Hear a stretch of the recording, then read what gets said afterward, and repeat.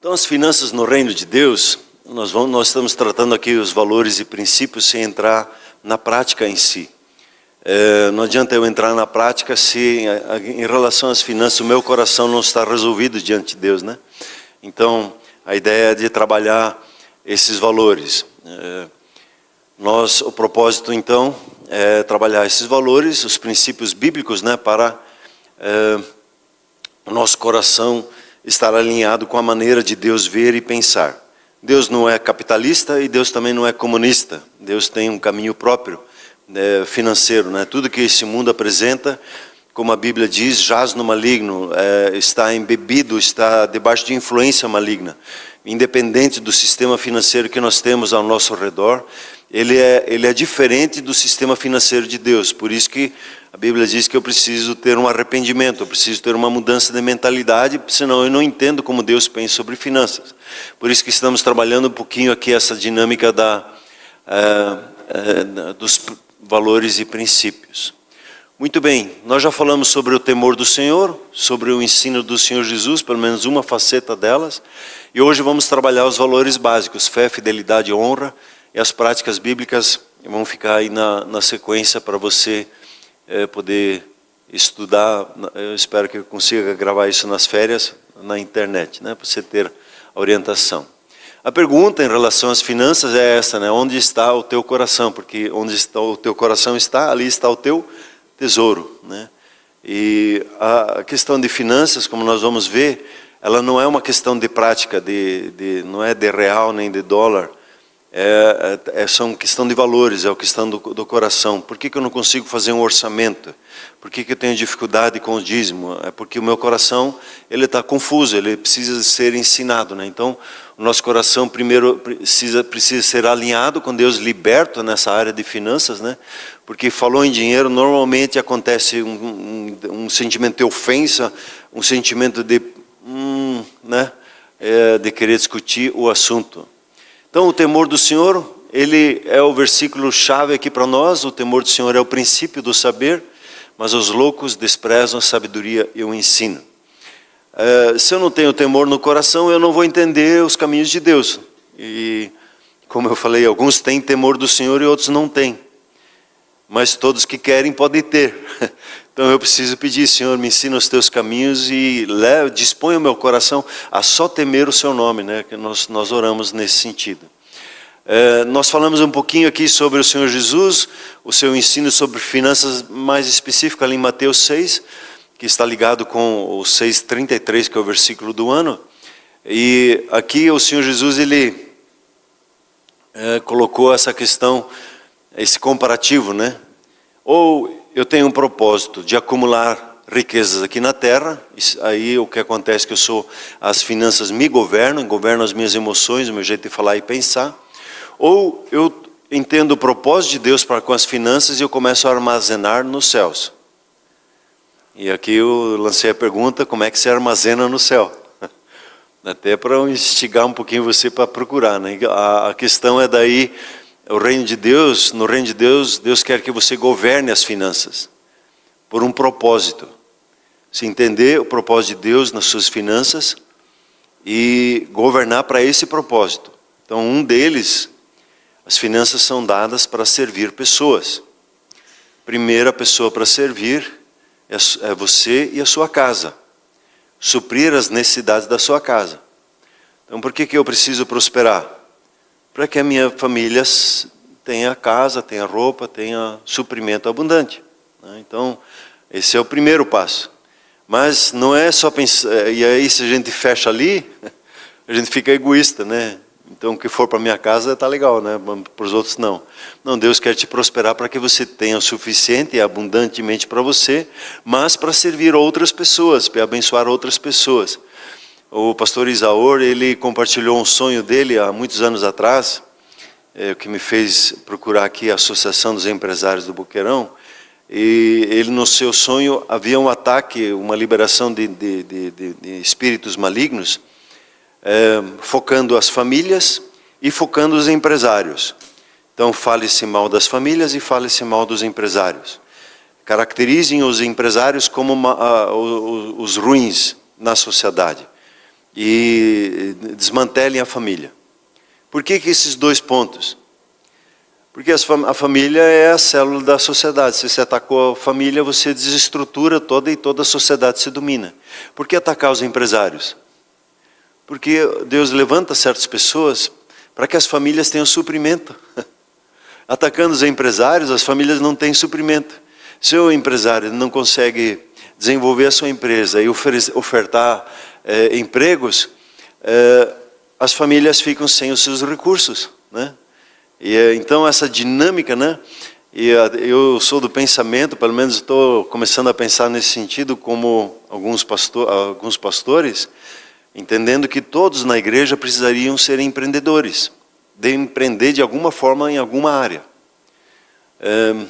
para multiplicar o que tem, porque o salário ele é limitado, né? É aquilo.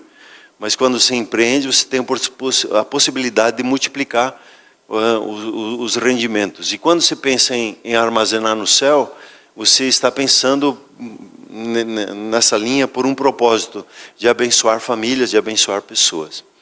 Então, o ponto básico do Senhor Jesus é: onde está o teu coração, o teu tesouro estará também o teu coração. Então Deus quer que o seu coração esteja ligado com os céus e não ligado com as coisas aqui da terra. E há uma necessidade de ser trabalhado pelo Espírito Santo isso na nossa vida, porque nós fomos treinados de certa forma a viver conforme os padrões desse mundo. E o nosso coração esteja ligado com Ele. Não está funcionando aqui. E aí a pergunta: como é que eu guardo o meu coração? Entendendo o propósito de Deus com as minhas finanças. Senhor, para que eu empreendo? O que o Senhor quer produzir por intermédio da minha vida? Como esse meu empreendimento vai servir pessoas? E aí é uma lógica muito simples que alguns já descobriram. Quanto melhor você se tornar em servir pessoas, mais próspero você fica. Quanto mais caprichado é o seu serviço, mais as pessoas vão valorizar. É simples assim. Hoje, então, vamos falar sobre fé, fidelidade e honra. São três gigantes, né? E eu tenho, às vezes, essas coisas assim, que eu tenho pouco tempo para falar. E aí eu, às vezes, empacoto demais, muito conteúdo. Então, cada um deles é quase que uma noite de aula, né? Então, eu hoje não vou entrar muito no detalhe, mas trazer à memória algumas coisas para você e para mim, sobre os valores da fé, fidelidade e honra, que como que gerenciam, como que viabilizam o sistema financeiro de Deus, né? Então, a fé, que é o primeiro que aparece aqui, só deixa eu honrar aqui o irmão José Rubens, J. Rubens, né? Ele que cunhou, ele firmou esses valores no meu coração, e eu acompanho ele, está lá em Brasília. Ele é uma tremenda bênção para a igreja do Brasil. Muito bem, a palavra de Deus diz assim, que nós somos justificados em Jesus pela lei da fé. Então, a fé, você recebe uma palavra, Jesus morreu por você na cruz e ressuscitou dentre os mortos, para que você seja justificado diante de Deus. Quando se diz amém, eu creio, eu recebo isso na minha vida, esse ato seu é um ato de fé. E aí a conjugação, né, essa dinâmica é importante entender quando se fala sobre fé. Até estava pegando no pé do Fernando, pegando no pé, não, reconhecendo, ele é um homem cheio de fé. Pastor, mas sim, quem tem fé no coração tem palavra, e ele age em cima dessa palavra. Isso é fé. Ele fala de acordo com a palavra que recebe, isso é fé. Então, a fé, ela a primeira obra da fé é o falar, segundo o texto lá de Romanos 10, né? Então, quando você concorda, fala a mesma coisa que Deus está falando no seu coração, você pratica, e você age em cima daquilo, você está exercendo fé. E é uma lei da fé. Eu queria ter sido arquiteto, né? E quando eu vejo pessoas construindo prédio, eu acho que são pessoas de muita fé, os engenheiros. Porque eles acreditam nos seus cálculos. Eles acreditam nos processos que eles aprenderam, eles lançam lá os fundamentos para que o prédio, ele constrói o prédio, tem cada coluna, cada viga tem o seu cálculo, tem o seu processo, e eles enfrentam aquilo e vai dar certo. Muito mais intenso é o Senhor Jesus, que ele disse: eu edifico a minha igreja.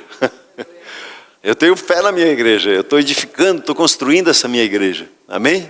E nós estamos juntos nesse pacote, trabalhando junto com ele, com fé, edificando a casa dele. Então, a fé, ela é uma lei, e quem a pratica tem os seus benefícios.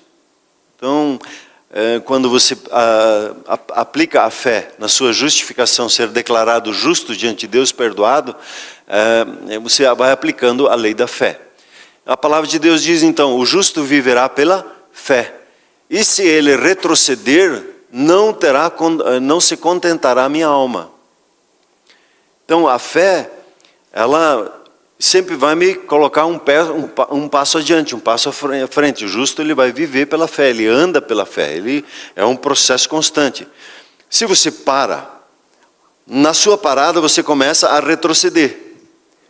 E Deus quer que você avance, né? Então, viva pela fé. E como é que a fé funciona? Senhor, me dá uma palavra. Eu creio nessa palavra. E aí eu vou agir em fé. Então, a fé, ela vem. Como é que ela vem? Pela palavra que procede da boca de Deus, Romanos 10. Então, quando eu não tenho fé, então, receba uma palavra da parte de Deus, busque uma palavra. Essa palavra automaticamente vai gerar fé, a convicção, a certeza no seu coração, e você vai agir em cima dela. Amém? Esse é o princípio básico da fé. Então, pega, por exemplo, esse texto aqui de Deuteronômios 8:18. Leia comigo assim para você estar junto no 3. 1, 2, 3. Antes te lembrarás do Senhor teu Deus, porque é Ele o que te dá força para adquirires riquezas, para confirmar a sua aliança que sob juramento prometeu a teus pais, como hoje se vê. O contexto, ele está dizendo assim: não diga no teu coração: minha força, meu braço, eu que conquistei, eu trabalhei. E quando eu penso assim, o que acontece?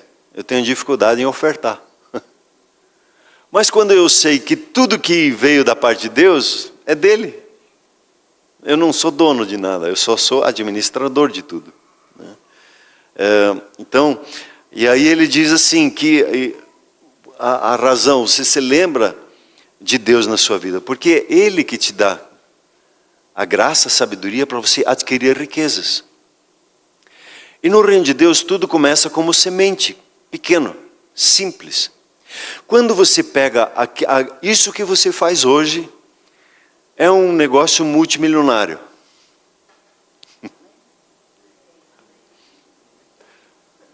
Será? Mas fazer unha multimilionário? Pode ser. É uma semente. Tudo no reino de Deus começa pequeno, como que insignificante. E quando você tem uma palavra da parte de Deus sobre a atividade que Ele lhe confia, a sua habilidade, a sua capacidade, né? Sobre a sua pintura, né? Estava lendo, quem que era o testemunho? Estava olhando ali para Sandra. A Sandra é habilidosa no seu pincel.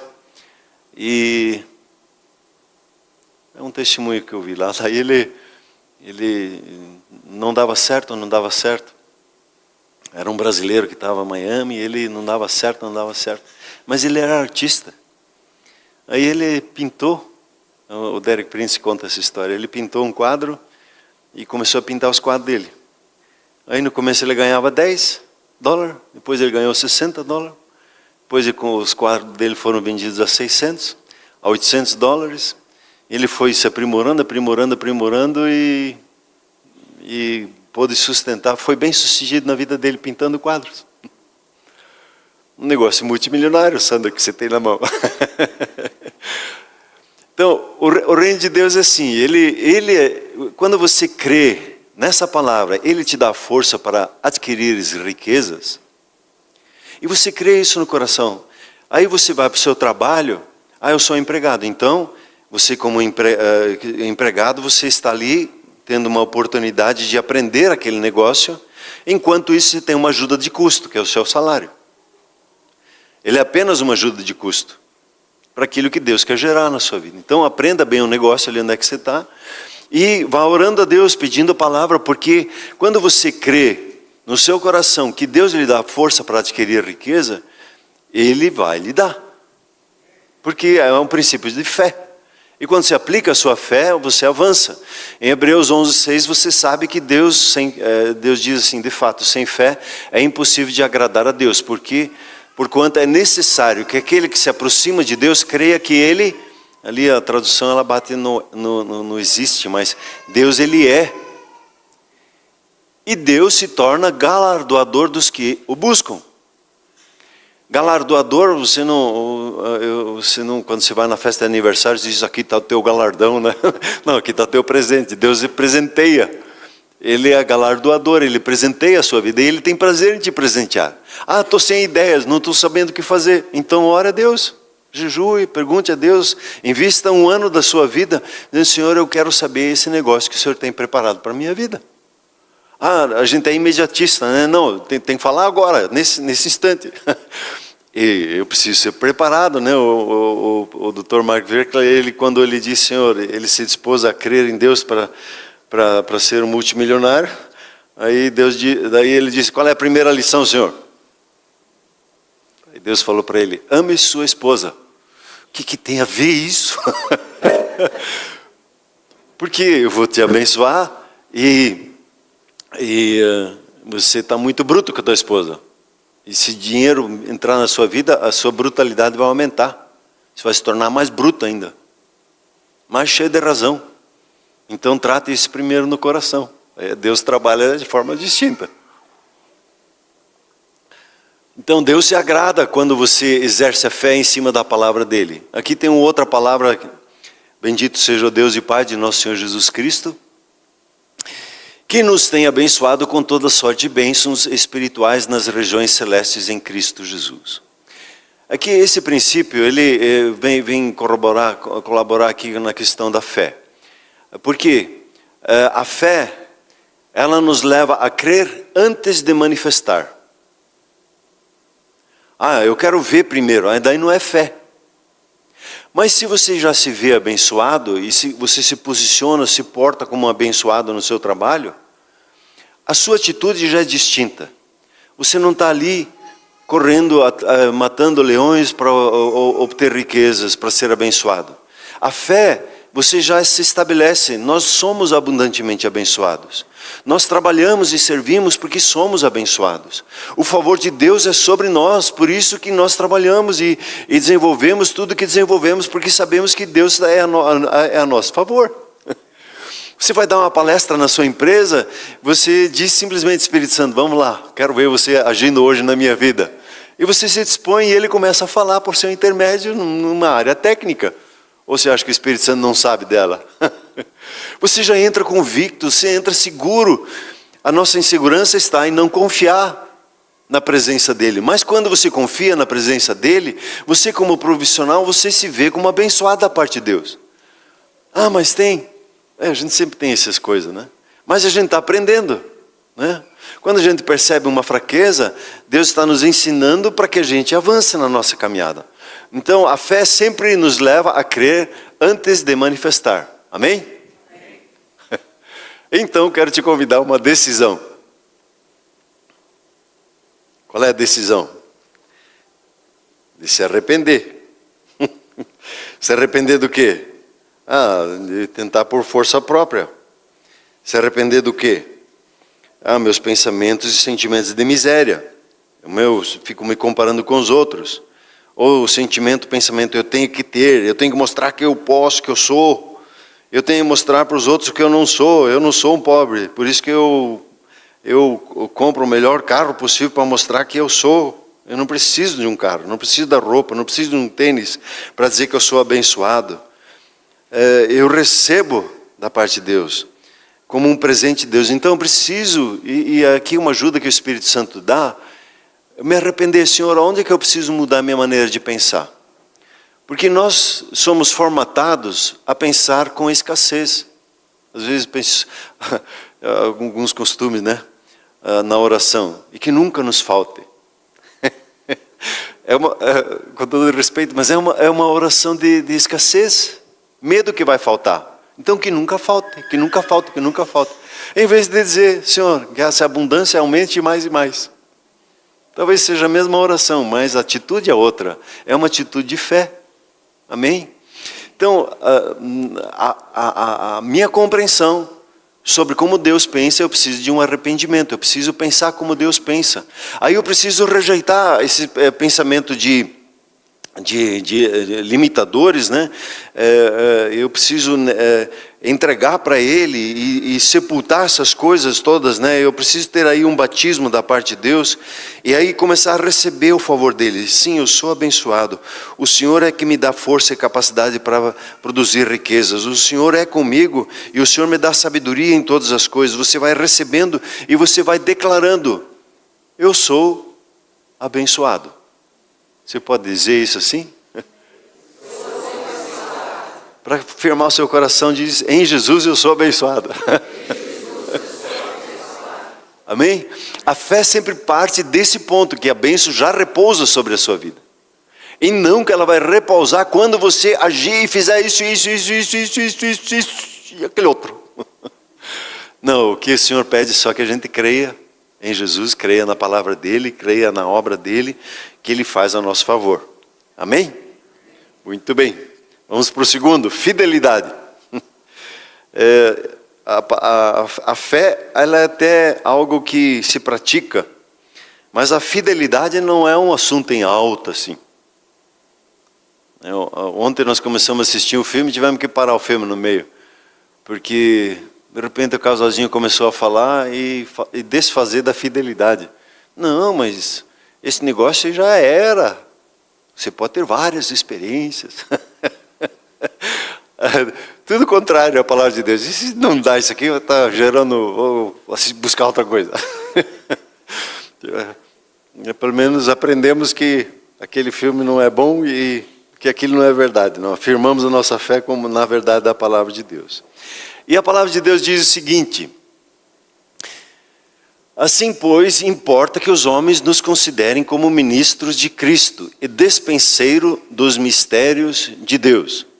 Eu creio que você já ficou olhando o que está lá dentro. Isso aqui é uma despensa. E você deve ter uma despensa na sua casa, né? Onde se guarda a comida. Antigamente, lá em casa, nós tínhamos uma despensa que era um quarto mesmo. É um quarto mais refrigerado, né? Que guardava as coisas. Era a despensa.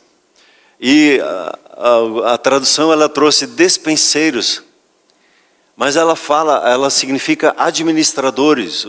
A palavra usada é um mordomo, né? Mas mordomia não é uma linguagem que, eu sou mordomo lá em casa. Então, você está com fraco e tá... Mas administrador é uma palavra mais do nosso dia a dia. Nós administramos o quê? Os mistérios de Deus. O mistério aqui não é uma coisa misteriosa, mas é aquilo que está fora da nossa compreensão que nós temos das coisas. Ou é o pensamento que vai além do natural nosso, que nós não acompanhamos, que a mente natural não entende. E Deus, Ele nos dá esses mistérios e Ele nos revela.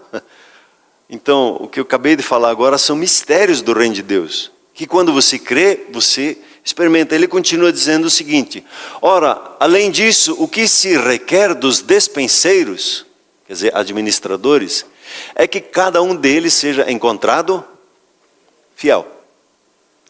Então, Deus confia habilidades, Deus confia compreensões sobre determinadas áreas na sua vida, Ele vai lhe confiando bens, e Deus, Ele é um investidor, Ele pensa como investidor. Quando você entende que você é um administrador, e você sabe que você tem um investidor na sua vida, e quando Ele observa que você é fiel na sua administração, o que um bom investidor vai fazer? Vai injetar mais dinheiro, vai injetar mais conhecimento, vai injetar mais cursos, vai injetar mais experiências, para que essa habilidade de fidelidade cresça e seja bênção para muitas pessoas. Amém? Então, o que se requer apenas é uma coisa de nós. E esse é um versículo que eu sempre uso para não são de pastores, né? Deus, ele espera que a gente seja fiel com o que Ele nos dá. Deus não espera que você seja fiel lá com os milhões lá na frente. Ele quer que você seja fiel com os 100 hoje. Né? Que você pergunte para Ele: Senhor, como é que o Senhor quer que eu invista esses 1000? Como o Senhor quer que esse negócio ele se multiplique, ele frutifique e se multiplique? Como é o seu pensamento? E Deus lhe revela, você ouve e você vai fazendo o que Ele vai lhe ensinando. Isso é ser fiel, né? Algumas definições de fiel: aquele que manteve a fé com a qual se comprometeu, digno de confiança. Até membros de igreja normalmente são chamados os fiéis, né? Por quê? Porque eles se comprometeram com a fé em Jesus e caminham, né? E são dignos de confiança. O fiel, ele vive o que crê e crê o que vive. Ele é coerente, né, na sua vida, tem integridade. Fiel é uma pessoa que tem uma só palavra, né? Eu vou estar no grupo familiar. Aí, irmão, o que aconteceu? Você não veio? Desculpa, eu esqueci. Eu tinha uma outra atividade lá, esqueci de avisar. Fiel é aquele que avisa o seu líder: hoje encontrou uma questão. Fidelidade vem em umas coisas tão pequenas. Se você vai se atrasar no compromisso, você manda um alô. Fiel nas coisas, ele é tão simples que quando você saiu de casa e você terminou a sua atividade, você já avisa em casa: estou retornando. É uma coisa simples, de se conversa, de interagir. Gente, é ser família, é um cuidar do outro, é um compartilhar a vida com o outro, é abrir o coração, né? Um com o outro. Então, fiel, algumas perguntas: fiel a quem? Fiel a Deus e a sua palavra, fiel à sua liderança, fiel aos seus relacionamentos, aí vai desde casa até a empresa, fiel ao compromisso que assumiu. Deu a palavra. Esses dias eu estava orando a Deus, perguntando: Deus, tem alguma coisa que preciso alinhar aqui? Ele disse: você prometeu orar por tal pastor e você não tem feito. Perdão, Senhor. Puxei lá o cartão, coloquei um cartão com o nome dele, da esposa, e estou orando agora por ele. Se eu dei a palavra, eu vou orar. Às vezes a pessoa: ora por mim. Tá bom, então vamos orar já, porque para ficar na sequência, a lista vai ficar grande, né? Você tem o fruto, a fidelidade é um fruto do Espírito, né? Então é algo que você recebe da parte de Deus. Eu não tenho esse coração fiel assim. Espírito Santo, por gentileza, gera essa fidelidade no meu coração. Eu sou fiel ao Senhor e à sua palavra, o que o Senhor nos deu. Eu fui lá no casamento e eu dei a minha palavra. Fechou essa palavra, eu sou fiel, né? Então, fidelidade tem a ver com um fruto, e quando você precisa, você pode pedir esse fruto, essa manifestação na sua vida. E aqui é a minha decisão.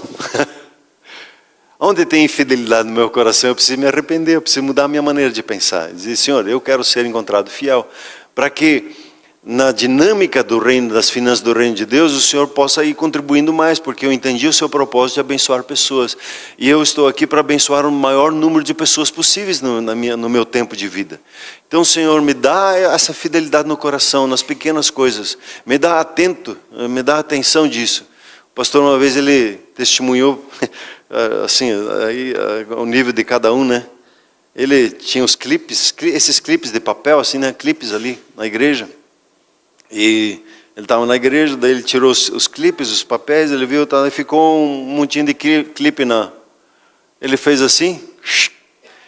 Quando ele foi fazer assim para pôr no bolso, o Espírito Santo disse: epa. O que, senhor? O que vai fazer com os clipes? Vou levar para casa, estou precisando. Mas são teus? Desculpa, senhor, essas são aqui do ministério, para cuidar aqui. Veja que nível pode chegar o Espírito Santo conosco na fidelidade. Nas pequenas, nas mínimas coisas, né? no jeito que a gente cuida do sofá da casa, no jeito que a gente cuida do carro. A fidelidade, ela se manifesta nos relacionamentos e na maneira como nós nos conduzimos. Então é um segredo do reino de Deus. E eu preciso, Senhor, onde é que tem infidelidade no meu coração? Eu quero rejeitar pensamentos de divisão, rejeitar pensamentos de concorrência, rejeitar o que é muito comum na nação brasileira. Eu quero levar vantagem. Tudo que é contrário à fidelidade eu preciso rejeitar. Isso não me pertence. Não faz parte da minha vida.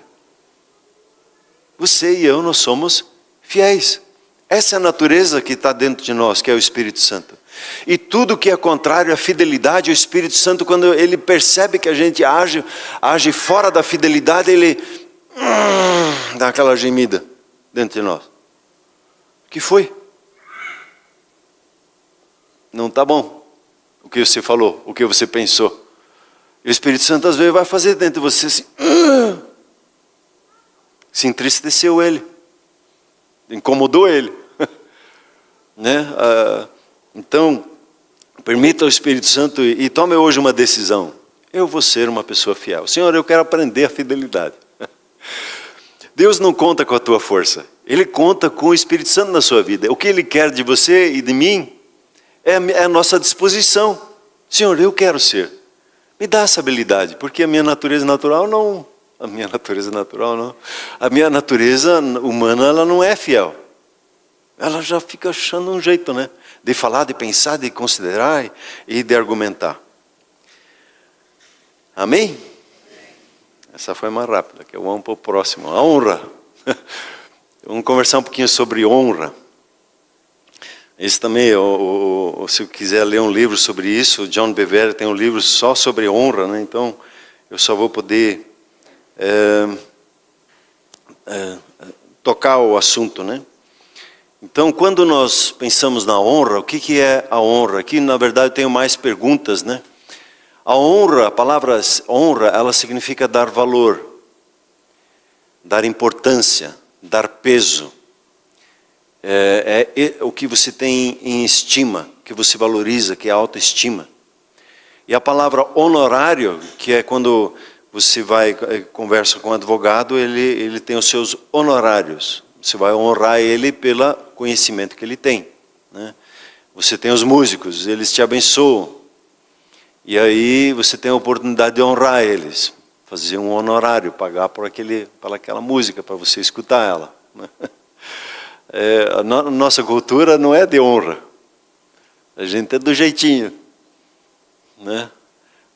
Me dá uma cópia aqui da música, eu não vou honrar a pessoa que tocou aquela música, que Deus deu aquela música, e que é músico e vive daquilo, né? Então, a palavra honorário tem a ver com essa prestar honra, né? Prestar valor, a importância, o peso, a estima. Muito bem, como se aplica a honra? No sistema financeiro do reino de Deus,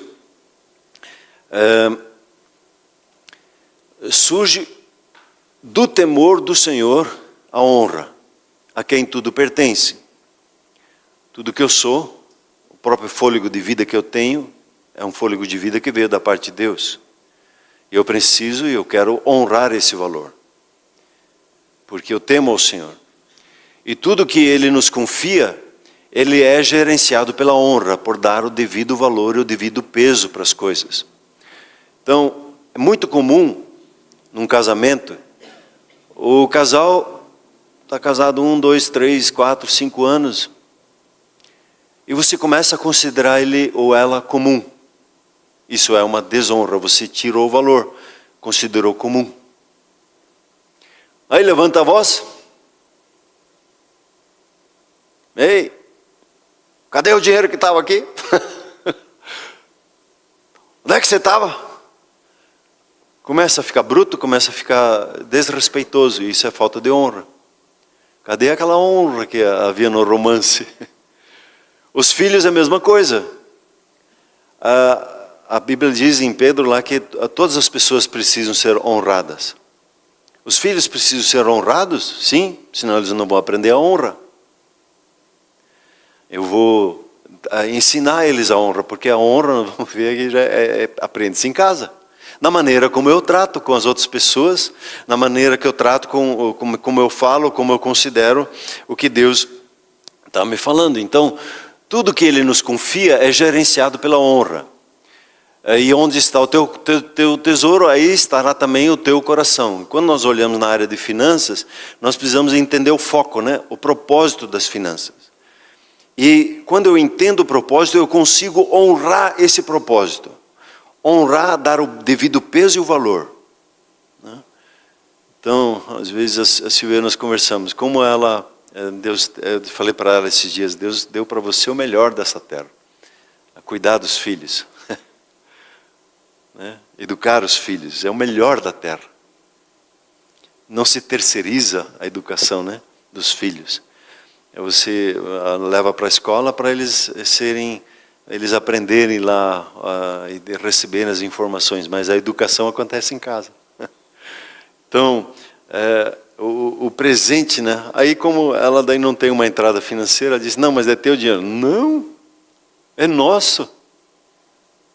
Né? Tanto ela me libera para eu poder trabalhar e a gente produz junto. Não é meu e teu, é nosso. A gente honra o cuidado e o apoio que um recebe do outro. A pergunta, a quem devo honrar? E aqui é um princípio interessante para você entender a honra. Toda vez que eu recebo um benefício, eu devo uma honra. Isso precisa meditar para entrar no coração, porque senão não entra. A honra, ela surge quando você recebe um benefício. Por exemplo, por que eu devo de honrar a Deus? Porque Deus lhe deu o fôlego da vida. Você só está vivo porque Deus soprou na sua vida. Você está vivo porque Deus quer e Deus quis que você nascesse. Ah, mas Deus quis que você nascesse. Dá um glória a Deus. O fôlego de vida que você tem é um presente de Deus. Meu corpo, as minhas regras, não. O meu corpo pertence a Deus. O fôlego de vida que eu tenho veio de Deus e vai voltar para Deus. Ele pertence a Deus. Amém ou não? Ele me deu a vida eterna. E eu preciso honrar Ele eternamente por isso. Né? Porque o seu nome foi escrito no livro da vida. E reconhecer isso tem um valor imensurável, imagine. Você pode se tornar um milionário, um bilionário, um trilhardário na face da terra e ir para o inferno. E você pode ser um assalariado que vai para o céu. Não tem dinheiro que pague. Não há valor de comparação. E o que a Bíblia pede é que a gente honre. Honre crendo, honre vivendo, honre testemunhando a vida eterna que Ele nos deu. Amém? Então, por que eu preciso honrar os meus pais? Porque foram os instrumentos que Deus usou para me colocar nesse mundo. E a Bíblia é muito clara, honra teu pai e tua mãe. E Deus aqui não precisava, mas Ele ainda dá uma promessa para que te vá bem e seja de longa vida. Você tem longevidade e você vai bem na sua vida quando você honra o teu pai e tua mãe. Quando isso não acontece, os filhos não aprendem em casa a honra, o que acontece? Não vai bem e a vida vai ser ceifada mais cedo. Quando você aprende a honrar em casa os seus pais, então se você tem o seu pai e sua mãe vivos, por gentileza, mande um recadinho de amor para eles, diga, papai, mamãe, eu te amo, muito obrigado por ter me abençoado com a vida, né? Deus te usou para me abençoar com a vida. Honre seu pai e sua mãe, com palavras, com pensamentos, cuide de maneira, se falharam, né? Então perdoe. É um tipo de honra que você presta, o seu perdão. Você valoriza os seus pais e abençoa eles e perdoa eles. Amém? Por que eu devo de honrar os meus pastores? Puxar a sardinha para o meu lado. Diz que isso não é honra, né? Quando isso acontece, o Provérbios diz. Mas diz assim, eu preciso ensinar. Obedecei aos vossos guias, aos vossos pastores, aos vossos líderes, apacentadores, e sede submissos para com eles. Por quê? Porque eles velam pela vossa alma. Como quem deve de prestar contas. Cadê o Carlos? Eu confiei o Carlos para você, cadê ele? Ah, Senhor, ele não queria. Ele ficou rebelde. Cadê a tua oração aqui para ele? A gente vai prestar contas. E às vezes eu vou prestar conta diante de Deus. Ó Deus, esse aqui eu entrego para o Senhor. Ele não quer mais nada, tá bom? Já tira da minha lista esse aqui. Daí eu tenho que prestar contas. Então, Senhor, é esses aqui que eu cuido. Esse aqui que eu estou orando. Ele me deu, inclusive, essa semana uma tarefa que eu vou ter, vai ser muito boa. Você vai ser abençoado por ela. Então, nós velamos como pastores, apacentadores, né, do seu grupo familiar, pelas pessoas. E nós vamos prestar contas por elas. Para quê? Para que faço isso com alegria. E não gemendo. Eita, tem que aguentar esse Carlos. Não é assim para servir. É para servir com alegria, né? E se ele fica dando trabalho, me incomodando, me enchendo, aí, Carlos, vamos tomar jeito. Né? E não é para ser assim, é por ser alegria. Isso é o vai e vem a parte da honra, né? Porque isso não vai ser proveito para você. Muito bem. Então, a honra, para concluir, a honra gerencia toda a prática no reino de Deus, né? Com as finanças. E aqui eu cito os 3 chaves, princípios, as primícias, dízimos e ofertas. Na prática, eu vou apresentar para você 20 princípios. Né? O primeiro deles é ler um capítulo por dia e meditar um versículo. Josué 1:8. Medita dia e noite na palavra de Deus e isso te fará prosperar na tua caminhada. É o primeiro princípio, né? E aí tem 20 princípios assim que nós temos trabalhado e vamos aplicando entre eles. Quando você fala em primícia, dízimos e ofertas, você só vai entendê-las quando você entendeu a honra no seu coração. Aí não é o dinheiro, é a honra que se estabelece por meio disso. Muito bem, a minha decisão. Senhor, tira do meu coração toda a desonra. Vocês pegam o texto de Timóteo. Timóteo diz assim, existem objetos na casa de Deus, ou pessoas na casa de Deus, para a honra e para a desonra. O que se purifica, ele se transforma num objeto de honra, numa pessoa de honra.